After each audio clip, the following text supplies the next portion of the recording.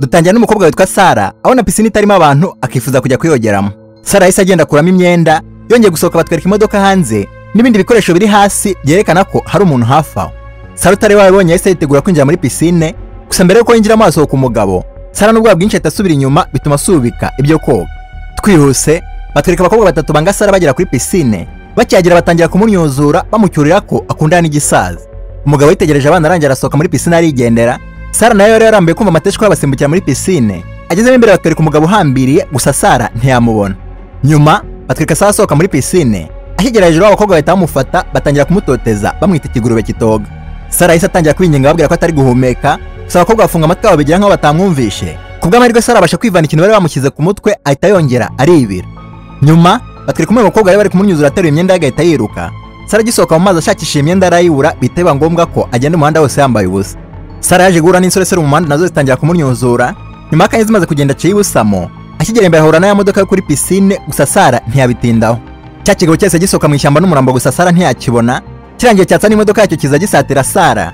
Kigeze imbere gihita gihagarara kimujugunyira imyenda ye. Sara arebye inyuma mu modoka abona umukobwa mutwariye imyenda yuzuye amaraso. Umukobwa yahise atangira gutakamba amusaba ubufasha.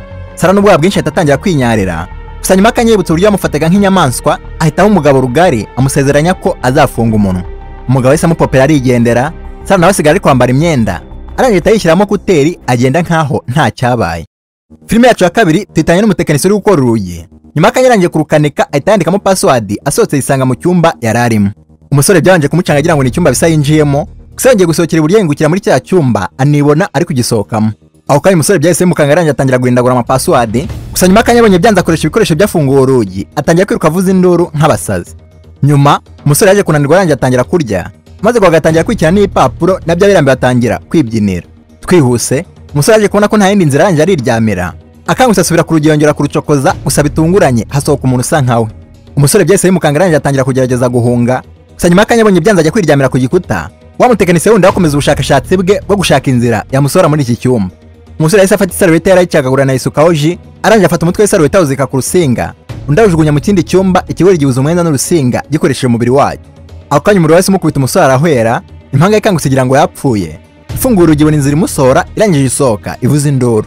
Ya mpanga yakubiswe n'umuriro nayo yahise ibyuka, irangije agenda ifungura urugi. Ako kanya itangira kubona ibintu itabasha gusobanura. Nzapostinga iyi video ndende kuwa gatatu saa 4 za mu gitondo.